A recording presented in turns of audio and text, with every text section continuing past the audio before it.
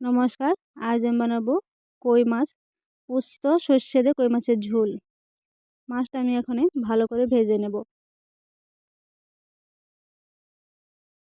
আমি আলুটাও হালকা ভেজে নেব। ফোড়নে দিলাম তেজপাতা, একটু লাল লাল হলে দিয়ে দেব গোটা জিরে। গোটা জিরে একটু লাল লাল হয়ে গেলে দিয়ে দেব পেঁয়াজ কুচি। দিয়ে দিলাম পেঁয়াজ কুচি।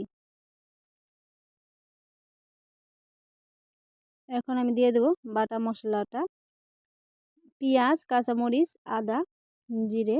আমি এখন লবণ হলুদ দিয়েও কিছুক্ষণ কষিয়ে নেব। আগে থেকে ভেজে রেখে আলুটাও দিয়ে আবার কিছুক্ষণ কষিয়ে নেব।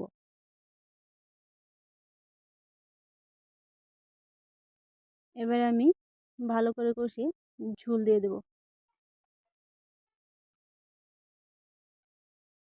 পরিমাণ মতন ঝোলটাও দিয়ে দিলাম। এখানে আমি সর্ষে পোস্ত সামান্য একটু লবণ দিয়ে ভালো করে বেটে নিয়েছি। আমার ঝোল ফুটে গেছে, দিয়ে দিচ্ছি মাছ। এবারে দিয়ে দিলাম বেটে রাখা পোস্ত সর্ষেটা। খুব সুন্দর হয় খেতে, আপনারা একবার বানিয়ে খেতে পারেন এভাবে কই মাছের ঝোল পোস্ত দিয়ে। আজ তবে আসি, নমস্কার। কাল আবার দেখাবে অন্য কোনো ভিডিওর সাথে।